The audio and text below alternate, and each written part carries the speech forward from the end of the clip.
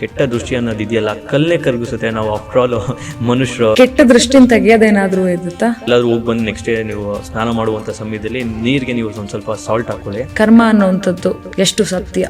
ಫ್ರೆಂಡ್ಗೆ ಮಾತ್ರ ಒಂದು ದುರಾಸೆ ಬರುತ್ತೆ, ಇಷ್ಟೆಲ್ಲ ಇನ್ಕಮ್ ಬರ್ತಿದೆಯಲ್ವಾ, ನನ್ಗೊಬ್ಬನಿಗೆ ಬಂದ್ರೆ ಹೇಗಿರುತ್ತೆ, ನನ್ನ ಜೊತೆಗಿರುವಂತ ಫ್ರೆಂಡ್ನೇ ಊಟಕ್ಕೆ ವಿಷ ಹಾಕಿ ಸಾಯಿಸ್ಬಿಡ್ತಾರೆ. ನಾವು ಒಳ್ಳೇದ್ ಮಾಡಿದ್ರು ನಮ್ಗೆ ಒಳ್ಳೇದಾಗ್ತಿಲ್ವಲ್ಲ, ಕೆಟ್ಟವ್ರಿಗೆ ಯಾಕೆ ಒಳ್ಳೇದಾಗುತ್ತೆ ಅನ್ನೋದೊಂದು ಮಾತು ಬರುತ್ತೆ. ನೀನ್ ನನ್ನ 30 ವರ್ಷದ ಹಿಂದೆ ನೀನ್ ನನ್ನ ಸಾಯಿಸಿದಲ್ಲ, ನಾನು ಇವತ್ತು ಬಂದಿದ್ದೀನಿ, ನನ್ನ ಪಾಲ್ ಏನಿದೆ ನನ್ನ ತಗೊಂಡೋಗಿ ಬಂದಿದ್ದೀನಿ ಅಂತ ಹೇಳ್ತಾರೆ. ದೇವ್ರಿಗೆ ಭಯ ಪಡ್ಲಿಲ್ಲ ಅಂದ್ರೂ ಪರವಾಗಿಲ್ಲ, ಕರ್ಮಕ್ಕೆ ಭಯ ಪಡಿ, ಕರ್ಮ ಅನ್ನೋದು ರಿಟರ್ನ್ ಆಗೇ ಆಗುತ್ತೆ.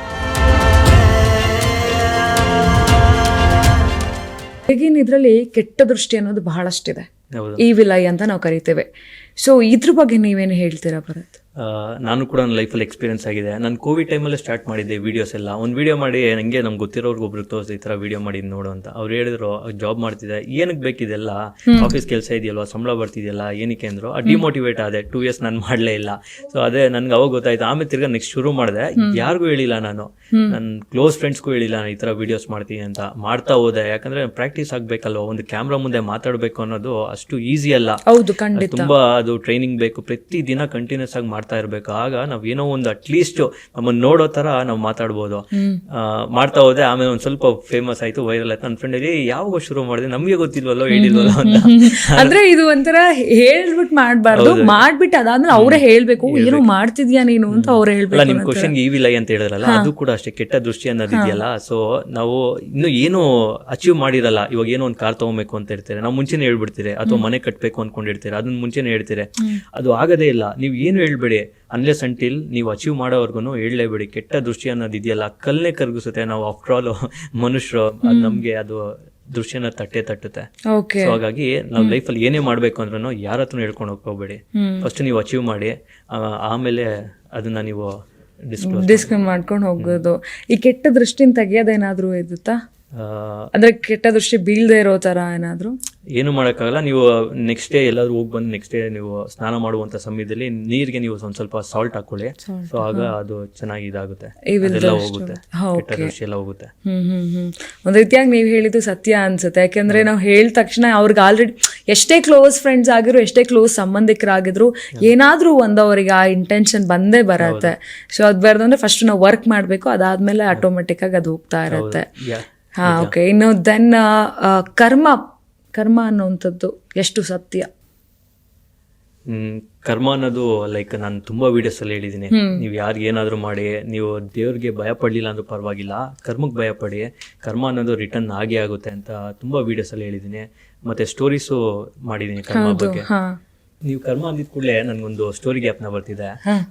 ನೋಡಿ, ಇಬ್ರು ಫ್ರೆಂಡ್ಸ್ ಹಳ್ಳಿಯಿಂದ ಸಿಟಿಗೆ ಬರ್ತಾರೆ, ಕೆಲಸ ಮಾಡ್ಬೇಕು, ಏನಾದ್ರು ಒಂದು ಬಿಸ್ನೆಸ್ ಮಾಡ್ಬೇಕು ಅಂತ ಬರ್ತಾರೆ.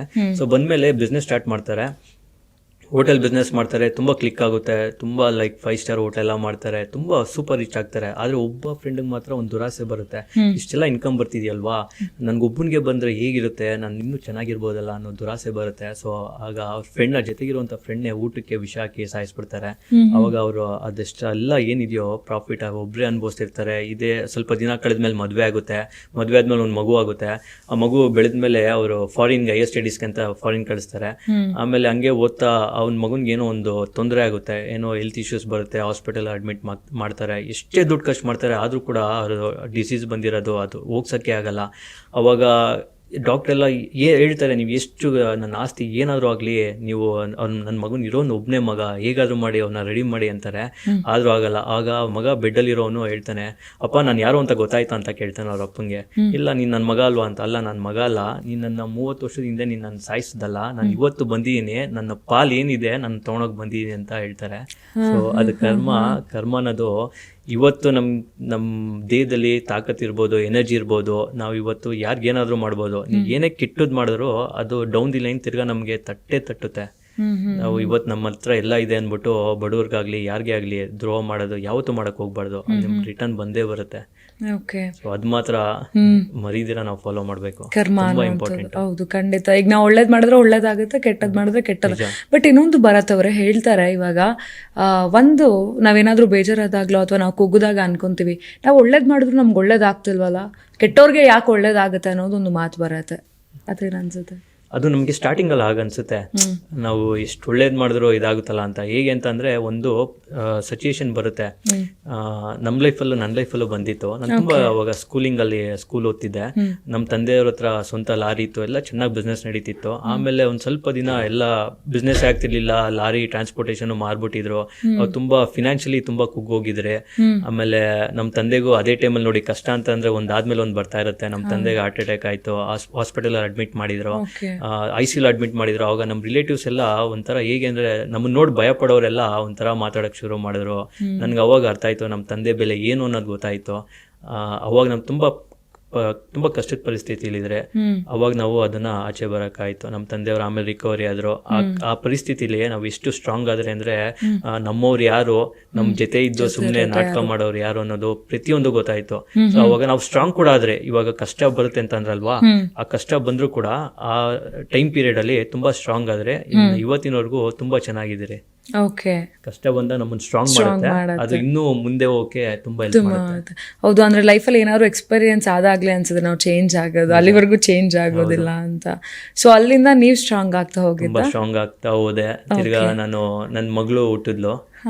ಸೊ ಅಲ್ಲಿಂದ ಕೂಡ ನನ್ನ ಮಗಳಿಂದ ಕೂಡ ನನ್ಗೊಂದು ಲೈಫಲ್ಲಿ ಬದಲಾವಣೆ ಸಿಕ್ತು, ಚೇಂಜಸ್ ಆಯ್ತು.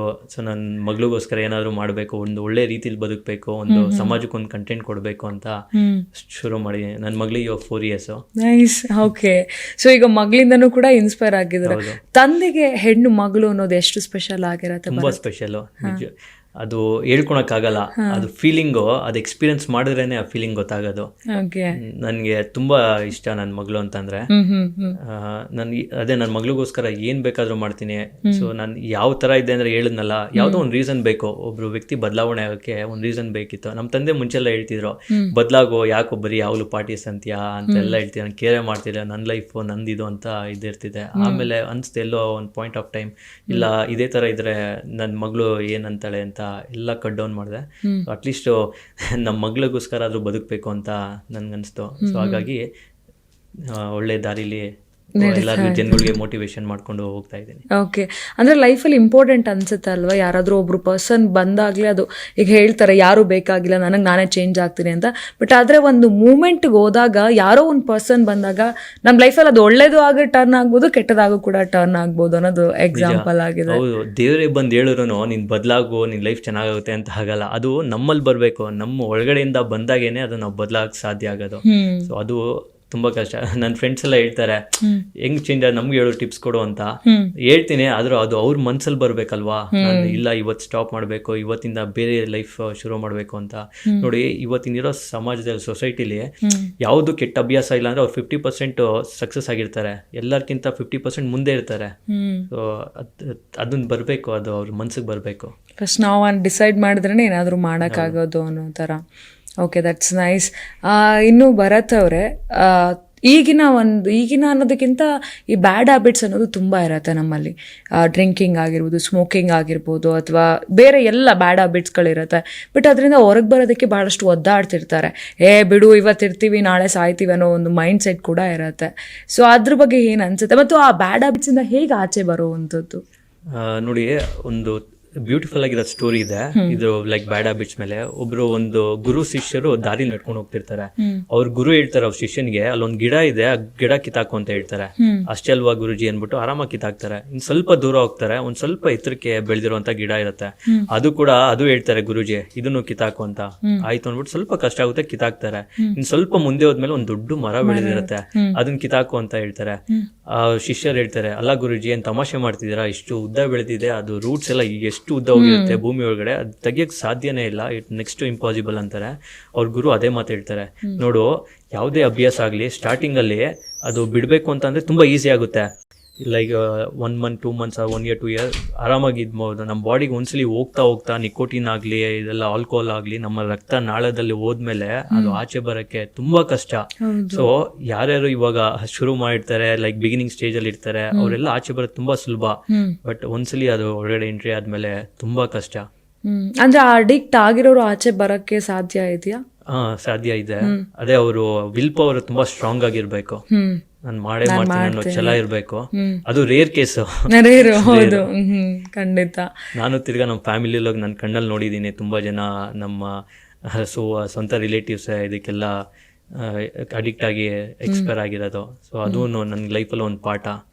ಆಕ್ಚುಲಿ ಇವಾಗೆಲ್ಲ ತುಂಬಾ ಕಾಮನ್ ಆಗ್ಬಿಟ್ಟಿದೆ ಇದೆಲ್ಲ, ಪಾರ್ಟೀಸ್ ಎಲ್ಲ ಆಲ್ಕೋಹಾಲ್ ಎಲ್ಲ ತುಂಬಾ ಕಾಮನ್. ಇವಾಗ ಏನೋ ಹೇಳ್ತಿದೀನಿ ಸ್ಟಾಪ್ ಮಾಡೋಣ, ಆಯ್ತು ಬಿಡಪ್ಪ ಏನಿದು ಕಾಮನ್ ಇದು ಅಂತ ತಿರ್ಗಾ ನೆಗೆಟಿವ್ ನಮ್ಮ ಬಗ್ಗೆ ಮಾತಾಡ್ತಾರೆ. ಅದನ್ನ ಯಾರು ಪಾಸಿಟಿವ್ ಆಗಿ ತಗೊಳ್ಳೋದಿಲ್ಲ. ಈಗ ಅಂತೀವಿ ನನ್ ಲೈಫ್ ಗುರು, ನನ್ನ ಇಷ್ಟ, ನೀನೇನ್ ಕೇಳ್ತೀಯ ಅನ್ನೋ ಒಂದು ಮಾತುಗಳು ಕೂಡ ಬರತ್ತೆ. ನಿಜ. ಹೌದು. ಇವಾಗ ನೋಡಿ ತುಂಬಾ ರೇರು. ನಾವು ಸುಮ್ನೆ ನಮ್ ಸರ್ಕಲ್ ಅಲ್ಲಿ ನೋಡಿದ್ರೇನು ಮಾಡದೇ ಇರೋರು ತುಂಬಾ ಕಮ್ಮಿ, ಮಾಡೋರೇ ತುಂಬಾ ಜಾಸ್ತಿ. ಓಕೆ. ತುಂಬಾ ದಪ್ಪ ಇದ್ದೀರಾ, ಅದರಲ್ಲೂ ಯಾವುದೇ ಸೈಡ್ ಎಫೆಕ್ಟ್ ಇಂದ ಸಣ್ಣ ಆಗ್ಬೇಕಾ? ಎಷ್ಟೋ ಜನ ಹೇಳ್ತಾ ಇದ್ರಿ, ಸರ್ ನಾನು ಜಿಮ್ಗೆ ಹೋಗ್ತಾ ಇದ್ದೀನಿ ಆದ್ರೂ ಸಣ್ಣ ಆಗ್ತಾ ಇಲ್ಲ ಸರ್, ವರ್ಕೌಟ್ ಮಾಡ್ತಾ ಇದ್ದೀನಿ ಆದ್ರೂ ಸಣ್ಣ ಆಗ್ತಾ ಇಲ್ಲ ಅಂತ ಹೇಳ್ತಾ ಇದ್ರಲ್ಲ. 100% ಯಾವ ಜಿಮ್ಗೂ ಹೋಗ್ದಂಗೆ ವರ್ಕೌಟು ಮಾಡ್ದಂಗೆ ನೀವು ಸಣ್ಣ ಆಗ್ಬೋದು. ಪ್ರತಿದಿನ ಬೆಳಿಗ್ಗೆ ಸಂಜೆ 2 ಟೈಮ್ ನಮ್ಮ ಜೀನಿ ಸ್ಲಿಮ್ನ ಯೂಸ್ ಮಾಡಿ ಯಾವುದೇ ಸೈಡ್ ಎಫೆಕ್ಟ್ ಇಲ್ದಂಗೆ ನೀವು ಸಣ್ಣ ಆಗ್ತೀರಾ. ಯಾಕೆಂದ್ರೆ ಜೀನಿ ಸ್ಲಿಮ್ಮು ಒಂದು ಉತ್ತಮ ಆಹಾರ. ನಿಮಗೆ ಮಾಧ್ಯಮದಲ್ಲಿ ಕೆಲಸ ಮಾಡುವ ಆಸಕ್ತಿ ಇದೆಯಾ? ಹಾಗಾದ್ರೆ ಕರ್ನಾಟಕ ಟಿವಿ ಡಿಜಿಟಲ್ ಮೀಡಿಯಾದಲ್ಲಿದೆ ನಿಮಗೆ ಒಳ್ಳೆಯ ಅವಕಾಶ. ಆಯ್ಕೆಯಾದವರಿಗೆ ಉಚಿತ ತರಬೇತಿ ಕೊಡ್ತೀವಿ. ತರಬೇತಿ ನಂತರ ಕೆಲಸ ಮಾಡುವ ಅವಕಾಶನೂ ಕೊಡ್ತೀವಿ. ಈ ಕೂಡಲೇ ನಿಮ್ಮ ಮಾಹಿತಿಯನ್ನ ಮೇಲ್ ಮಾಡಿ.